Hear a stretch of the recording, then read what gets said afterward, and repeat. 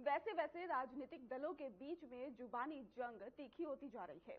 नेता अपने विरोध दलों पर जमकर हमले कर रहे हैं और इसी क्रम में उत्तर प्रदेश के मुख्यमंत्री योगी आदित्यनाथ ने शहाबुद्दीन के गढ़ सिवान में भी चुनावी रैली को संबोधित किया है। इस रैली में सीएम योगी ने राजद और इसके साथ ही महागठबंधन पर बड़ा हमला बोला है। बताते चले आपको कि इस रैली में लोग बुलडोजर लेकर पहुंचे थे। ये चुनावी जनसभा सिवान जिले के रघुनाथपुर विधानसभा क्षेत्र में ही एनडीए उम्मीदवार विकास सिंह उर्फ जीशु सिंह के समर्थन में आयोजित की गई थी। मंच पर आते ही योगी आदित्यनाथ ने बिहार की जनता से बीजेपी और एनडीए प्रत्याशियों को जिताने की अपील की। उन्होंने कहा कि बिहार में अब अपराध और भ्रष्टाचार के खिलाफ बुलडोजर चलना जरूरी है। जैसे उत्तर प्रदेश में माफिया राज खत्म हुआ, वैसे ही बिहार में भी सुशासन की जरूरत है।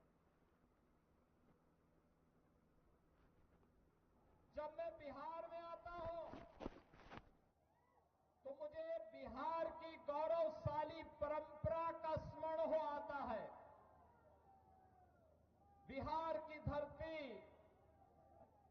हम सबके लिए ज्ञान की धरती है, भक्ति की धरती है, शक्ति की धरती है, शांति और क्रांति की धरती है। जिस धरती ने उत्तर प्रदेश की धरती से आने वाले महात्मा बुद्ध को ज्ञान प्रदान किया हो, जिस धरा ने भारत के गौरवशाली इतिहास में एक नया अध्याय जोड़ते हुए नालंदा विश्वविद्यालय दिया हो, जिस धरती ने महावीर भगवान महावीर जैन को जन्म दिया हो, जिस धरा ने चाणक्य दिया हो, जिस धरती ने डॉक्टर राजेंद्र प्रसाद,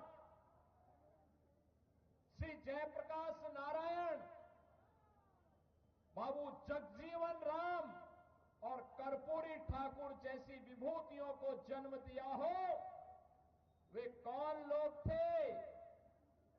इस गौरवशाली धरा को के सामने, यहां के नौजवानों के सामने उन्होंने पहचान का संकट खड़ा किया। बहनों और भाइयों, ये चुनाव उन्हीं लोगों के खिलाफ एक लड़ाई है, वर्तमान पीढ़ी को बताने की एक लड़ाई कि पिछले 20 वर्ष में एनडीए की नीतीश कुमार जी के नेतृत्व की सरकार ने प्रधानमंत्री मोदी जी के मार्गदर्शन में जो उपलब्धियां हासिल की है, ये नया बिहार है। जो बिहार अपने गौरवशाली अतीत के लिए जाना जाता है, उसी गौरवशाली अतीत के साथ बिहार को, वर्तमान बिहार को जोड़ने की इस यात्रा जो 2005 के पहले धूमिल हो चुकी थी, पहचान के संकट के दौर से गुजर रही थी, उसी बिहार को पुनः उसकी प्रतिष्ठा दिलाने के लिए डबल इंजन की सरकार वर्तमान में कार्य कर रही है। मुझे आश्चर्य हुआ जब मैं रघुनाथपुर में आया और रघुनाथपुर में आकर के मैंने देखा कि आरजेडी ने यहां से जो प्रत्याशी दिया है, वो अपनी खानदानी आपराधिक पृष्ठभूमि के लिए इस पूरे क्षेत्र नहीं, देश और दुनिया में कुख्यात रहा है। नाम भी देखो ना, जैसा नाम वैसा काम, जैसा नाम वैसा काम। और बहनों और भाइयों, इसीलिए तो मैं कहता हूं, हमने यूपी के अंदर एक बात कही कि भाई देखो, अपराध और अपराधियों के प्रति जीरो टॉलरेंस, और जीरो टॉलरेंस के तहत आज आप देख रहे होंगे आरजेडी और उनके लोग आज भी अयोध्या में श्री राम जन्मभूमि पर भगवान राम के मंदिर का विरोध कर रहे हैं। सीतामढ़ी और उसके आसपास के क्षेत्र में मां जानकी के भव्य मंदिर के निर्माण और कॉरिडोर के विकास के लिए किए जाने वाले कार्य का विरोध कर रहे हैं। ये आरजेडी के लोगों को बताना चाहिए, अयोध्या में श्री राम जन्मभूमि पर भव्य राम मंदिर का निर्माण होने के पहले उत्तर प्रदेश की डबल इंजन की सरकार ने प्रधानमंत्री मोदी जी के नेतृत्व में अयोध्या में राजर्षि दशरथ जी के नाम पर मेडिकल कॉलेज का निर्माण पहले किया। बहनों और भाइयों, मैं पूछना चाहता हूं, आरजेडी ने राम मंदिर के रथ को रोकने का पाप किया था। आरजेडी ने पाप किया था। कांग्रेस कहती थी कि राम तो हुए ही नहीं।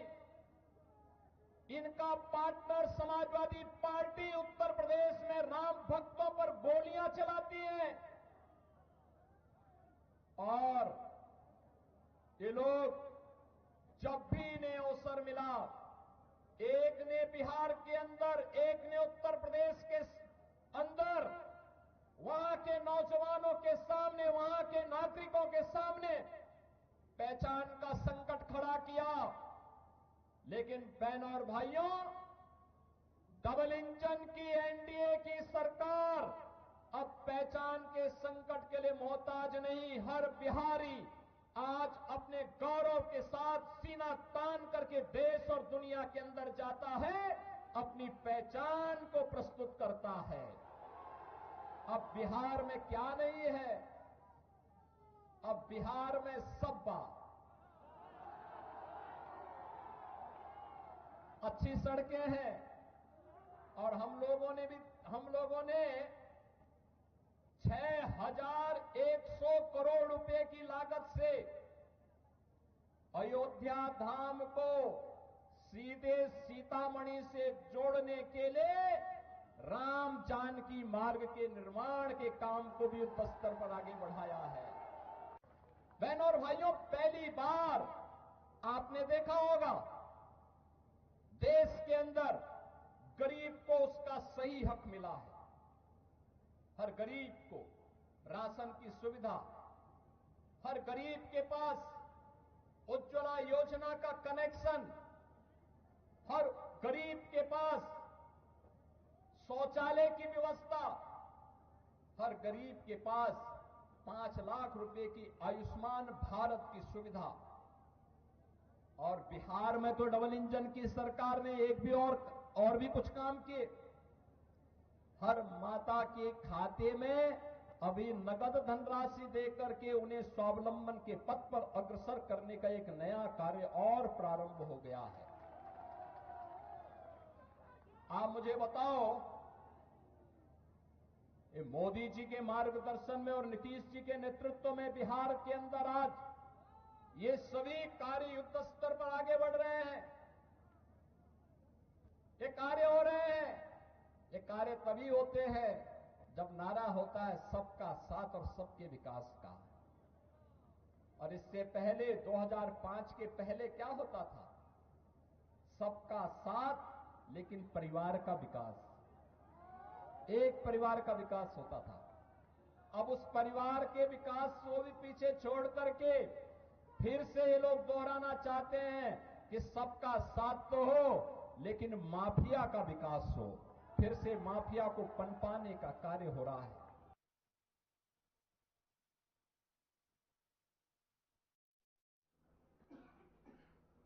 चुनाव आयोग द्वारा उत्तर प्रदेश समेत 12 राज्यों में गहन मतदाता पुनरीक्षण यानी कि एसआईआर का आदेश जारी कर दिया गया है। विपक्ष इस पर हल्ला मचा रहा है। वहीं पर चुनाव आयोग के इस कदम का जनपद बहराइच के सांसद डॉक्टर आनंद गोंड ने भी स्वागत और समर्थन किया है।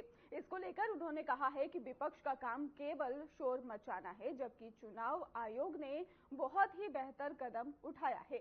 उन्होंने ये भी जानकारी दी है कि इससे पूर्व में भी मतदाता पुनरीक्षण का कार्य हमेशा से होता रहा है और चुनाव आयोग एक संवैधानिक संस्था है और इस संस्था पर किसी भी राजनीतिक पार्टियों का कोई प्रभाव नहीं होता है। विपक्ष का शोरगुल निराधार है। एसआईआर की जो प्रक्रिया है वो पूरी तरीके से चुनाव आयोग के अधीन है और समय समय पर चुनाव आयोग इसको कराता रहा है। लेकिन इस एसआईआर को लेकर के विपक्ष जनता को भ्रम में डालने का काम कर रहा है और लगातार जनता को गुमराह करने का काम कर रहा है। हर साल विशेष मतदाता पुनरीक्षण कार्यक्रम होते हैं, 10 साल पे 12 साल पे एसआईआर होता रहता है। तो ऐसा तो है नहीं कि पहले कभी एसआईआर नहीं हुआ था, कि ये कोई पहली बार हो रहा है। तो इस बात को जनता के सामने भी रखना चाहिए। और चुनाव आयोग एक स्वायत्त संवैधानिक संस्था है जो लोकतंत्र के लिए बराबर काम कर रही है। किस तरीके से चुनाव आयोग ने निष्पक्ष तरीके से चुनाव कराना शुरू किया, जनता को मतदाता जागरूकता के लिए प्रेरित किया, किस तरीके से पोलिंग परसेंटेज को बढ़ाने का काम किया और जिस तरीके से चुनाव आयोग सुधारों को लेकर के लगातार काम कर रहा है, इससे हमारा भारत का लोकतंत्र स्वस्थ हो रहा है और अधिक सशक्त हो रहा है।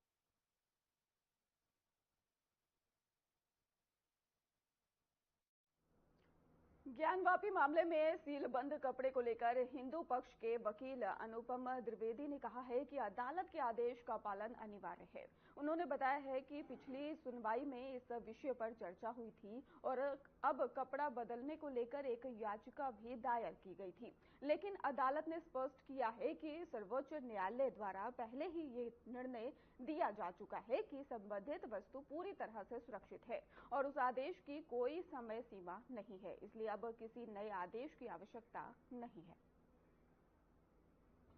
आदेश कोई देखिए नहीं आना है। एक्चुअली पिछली तिथि पर, विगत तिथि पर यह चर्चा हुई थी। प्रार्थना पत्र को प्रेस किया था गवर्नमेंट काउंसिल जो है, स्पेशल काउंसिल उनके द्वारा, और वहां कहा गया था कि एक आदेशित कर दिया जाए कि जो कपड़ा जीर्ण शीर्ण हो गया है उसको चेंज कर दें। परंतु माननीय जनपद न्यायाधीश महोदय ने कहा कि उच्चतम न्यायालय नई दिल्ली, माननीय उच्चतम न्यायालय द्वारा ये ऑलरेडी फैसला दिया जा चुका है कि वो ड्यूली प्रोटेक्टेड है और वो फैसला जो है वो अनरिस्ट्रिक्टेड है, मतलब उसमें कोई ऐसा टाइम लिमिट का विषय नहीं है। तो ऐसी परिस्थिति में कोई और आदेश देने की आवश्यकता नहीं है। अब जो है वो सारे पक्षकार भी इस पर सहमत थे पिछली बार। बस एक हिंड्रेंस था कि एप्लीकेशन को विड्रॉ करना था जो गवर्नमेंट द्वारा दाखिल किया गया है। आज की तिथि सिर्फ उसके विड्रॉवल के लिए दी गई है। उसके बाद फिर जो है डन कर दिया जाएगा किस दिन उसको जाना है और जाके जो है किस समय पर करना है। सारे पक्षकारों और उनके अधिवक्ताओं की उपस्थिति में उस कपड़े को चेंज कर दिया जाएगा। वाराणसी के व्यस्त दाल मंडी क्षेत्र में सड़क चौड़ीकरण की कार्रवाई की गई है और लोक निर्माण विभाग और स्थानीय पुलिस की संयुक्त टीम ने मुआवजा लेने वाले दुकानदारों की दुकानें खाली करवाई हैं। आपको जानकारी देते चले कि दाल मंडी सड़क का चौड़ीकरण 17 मीटर तक किया जाएगा और सड़क विस्तार की योजना लगभग 600 मीटर लंबी है। कार्रवाई के दौरान ही दुकानदारों ने सुचारू रूप से अपना मुआवजा जो है वो भी प्राप्त किया है और निर्माण कार्य के लिए अपनी दुकानों को खाली कर दिया। आपको बताते चले कि लोक निर्माण विभाग के अधिकारियों ने बताया है कि सड़क चौड़ीकरण से यातायात व्यवस्था में सुधार होगा और क्षेत्र में आवागमन ज्यादा सुविधाजनक होगा। पुलिस ने कार्रवाई के दौरान ही सुरक्षा और शांति बनाए रखने के लिए पूरी सतर्कता भी बरती है। सड़क विस्तार योजना पूरी होने के बाद दाल मंडी क्षेत्र की सड़कों को स्थिति में ही उल्लेखनीय सुधार होने की भी उम्मीद है।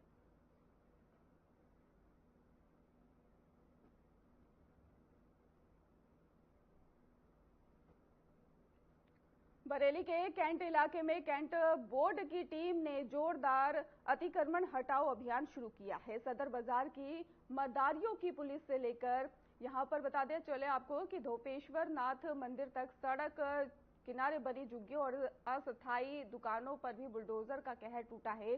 देखते ही देखते कई झोपड़ियां और टीन शेड ढह गए हैं और लोग अपना सामान समेटते भी नजर आए हैं। आपको जानकारी दे दें कि cantt board CEO Tannu Jain ने बताया है कि सेना की जमीन पर किसी भी तरह का अतिक्रमण सुरक्षा के लिए खतरा है। उन्होंने कहा है कि जितनी भी अनऑथराइज्ड यहाँ पर चीजें हैं और या फिर सेना की भूमि पर ही जो चीजें हैं इसे हटाने की मुहिम लगातार जारी रहेगी।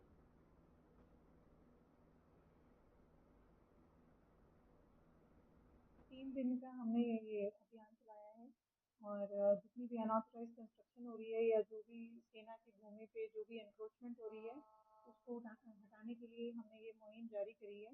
आज से ये शुरू हुआ है और अगले 2 दिन तक होएगा। उसके बाद हर महीने हम चाहें तो इसे रिपीट करेंगे। एक मैसेज हम देना भी चाहते हैं कि किसी भी तरीके की कोई भी अनियमितता छावनी में नहीं होनी चाहिए और सेंसिटिव एरिया है, सिक्योरिटी कंसर्न्स रहती है हमारी, तो किसी भी तरीके का अनऑथराइज कंस्ट्रक्शन या कोई भी तरीके की एनक्रोचमेंट यहाँ पर नहीं बर्दाश्त होगी। मैम, देखने में आया है कि कई ऐसे बंगले हैं जिन्होंने अवैध निर्माण कर रखा है, इनके इलाज के लिए, तो इनके खिलाफ कार्रवाई जितनी भी अनऑथराइज कंस्ट्रक्शन है सबके खिलाफ हम कार्रवाई करेंगे। अभी आज से हमने ये मुहिम चालू कर दिया है और इसको अपने निरंतर रूप से करते रहेंगे। देखिएगा, ये लोग कह रहे हैं कि हम 60 सालों से रह रहे हैं और हमें अब हटा दिया जा रहा है। पहले भी हटा दिया था, तब भी हमने पन्नी डाल के रह रहा है, अब फिर हटा दिया इन लोगों ने और हमें यहाँ रहने नहीं दे रहे हैं। आगे बढ़ा। तो परिवार में कौन कौन है? रह रहे हो आप? क्योंकि कैंटोनमेंट का ये क्षेत्र है, कैंटोनमेंट बोर्ड में आता है। सालों से रह रहे हैं यहीं पर और ये हमारी झोपड़ी है, हमारा कुछ भी नहीं है। हमारा कुछ भी नहीं है अपना खुद का, लेकिन हमारी ये झोपड़ी है, हम यहाँ सरकारी झोपड़ी में रहते हैं। कितने लोग रहते हैं? हमारे घर में 10 लोग हैं। क्या करते हैं पिताजी आपके? पिताजी मेरे राजमिस्त्री थे और वो है नहीं, उनकी डेथ हो गई है, एक्सपायर हो गए थे 2010 में। क्या नाम है? बाप का नाम बब्बू मिस्त्री है। और आपका? मेरा नाम मोना है, सदर कैंट में रहती हूँ मैं। खबर प्रतापगढ़ से है, जहां पर पुलिस अधीक्षक दीपक भूकर के निर्देशन में चलाए जा रहे अभियान के तहत ही नगर कोतवाली पुलिस, स्वाट और सर्विलांस टीम को बड़ी सफलता मिली है। पुलिस टीम ने ही टप्पेबाजी की कई घटनाओं में लिप्त एक सक्रिय गिरोह का भी भंडाफोड़ करते हुए 10 आरोपियों को भी गिरफ्तार किया है। आपको बताते चले कि एसपी दीपक भूकर ने प्रेस कॉन्फ्रेंस कर मामले का खुलासा भी कर दिया है। उन्होंने बताया है कि यह गिरोह ही धोखे से लोगों से लिफ्ट लेकर टप्पेबाजी करता था और मौका पाकर नकदी और आभूषण और कीमती सामान चोरी कर फरार हो जाता था। जांच में सामने आया है कि यह गिरोह पहले भी कई जिलों में ऐसी घटनाओं को अंजाम दे चुका है। इसके साथ ही आपको बताते चले कि गिरफ्तार अभियुक्तों में 8 आरोपी मुरादाबाद जनपद के हैं और 2 आरोपी मुजफ्फरनगर जिले के निवासी बताए जा रहे हैं।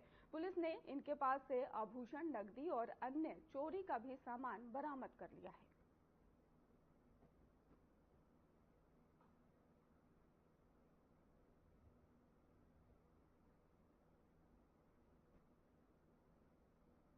प्रतापगढ़ की जो एसओजी टीम है उसको एक इनपुट मिली थी कि इसमें कुछ आपराधिक जो लोग हैं वो यहाँ पे सक्रिय हैं और उनके द्वारा प्लानिंग की जा रही है घटना को लेकर। तो इसी में उस इनपुट को डेवलप करते हुए कोतवाली नगर और एसओजी टीम के द्वारा 10 लोगों को गिरफ्तार किया गया है। और रिसेंट में इनके द्वारा कोतवाली देहात में 15 अक्टूबर को एक घटना कारित की गई थी, जिसमें टप्पेबाजी में इनके एक युवक का ये बैग लेके चले गए थे।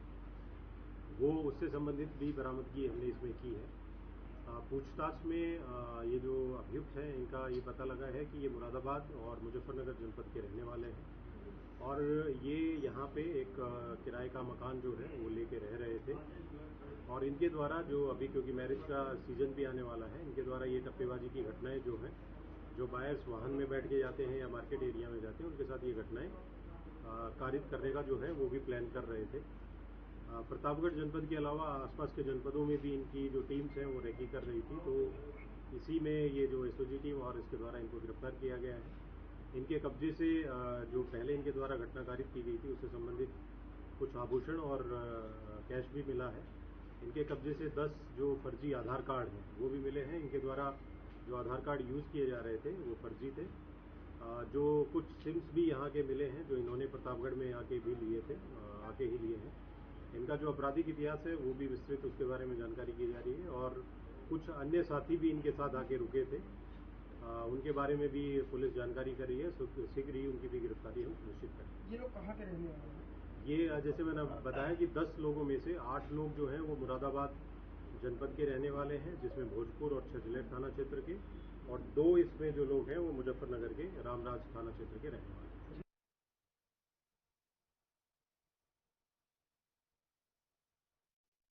हरदोई हरदोई के हरपालपुर कोतवाली क्षेत्र के मडिया गांव में देर शाम हुए भीषण सड़क हादसे में बाइक सवार 3 लोग गंभीर रूप से घायल हो गए, जबकि इस हादसे में एक 5 वर्षीय मासूम बच्चे की भी मौत हो गई है। जानकारी के अनुसार ककरा गांव निवासी अपने 7 वर्षीय बेटे और 5 वर्षीय बेटी के साथ बाइक से जा रहा था और इसी दौरान सामने से आ रहे तेज रफ्तार ट्रैक्टर ने बाइक को टक्कर मार दी। टक्कर इतनी जोरदार थी कि तीनों सड़क पर गिरकर गंभीर रूप से घायल हो गए। सूचना मिलते ही राहगीरों ने एम्बुलेंस की मदद से घायलों को सामुदायिक स्वास्थ्य केंद्र हरपालपुर पहुंचाया है, जहां पर डॉक्टरों ने मासूम अलशिफा को भी मृत घोषित कर दिया है और मासूम की मौत की खबर से परिवार में कोहराम मच गया है। पुलिस ने मामला दर्ज कर जांच भी शुरू कर दी है।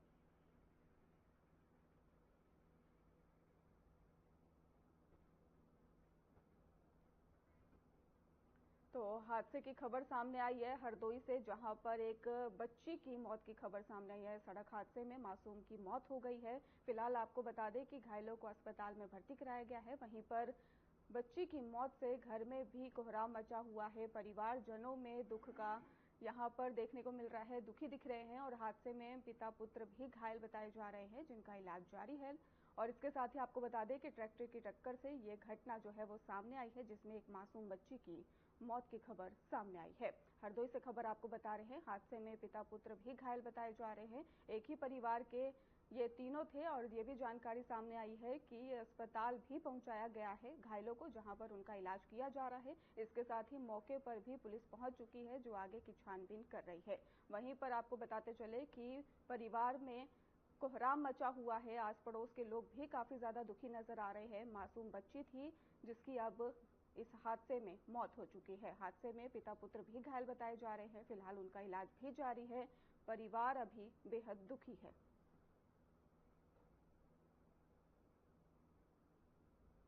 तो सड़क हादसा हरदोई से सामने आया, जहां पर एक मासूम बच्ची की मौत की खबर सामने आई है। ट्रैक्टर की टक्कर से बताया जा रहा है ये बड़ा हादसा हुआ है और हादसे में पिता पुत्र घायल हैं।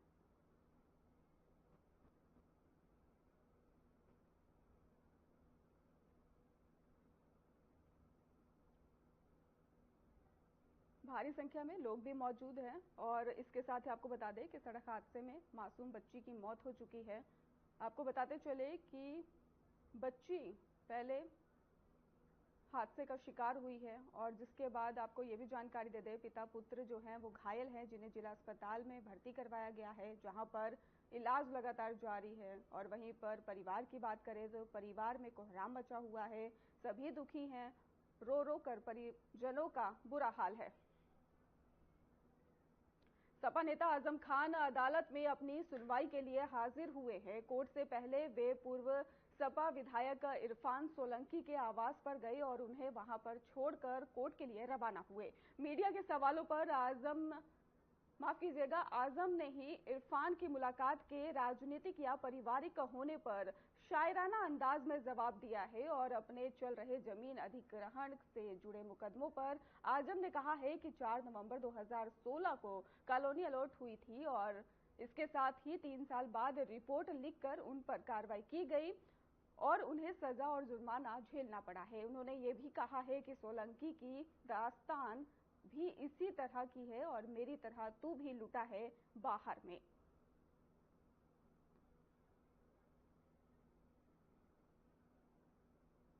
शेर याद नहीं आ रहा है। आए गुले फसुर्दा लगा लूं तुझे गले, आए गुले फसुर्दा लगा लूं तुझे गले, मेरी तरह से तू भी लुटा है बाहर में। तो बाहर में लुटे हुए लोग कभी आ जाते हैं, अच्छा लगता है। उनके साथ भी बहुत ज्यादती हुई, बहुत अन्याय हुआ, बहुत अपमान हुआ और ऐसा नहीं है कि खत्म हो गया, तो सब कुछ जारी है। हम लोग बरी थोड़े हुए हैं। अब आप गौर कीजिए, 4 नवंबर 2016 को एक multi storey colony DM allot करते हैं। इस इमारत को बनने में तकरीबन 1.5 बरस लगा। वो जमीन सरकार की थी, सरकार ने उस जमीन पर कब्जा लिया उस पर इमारत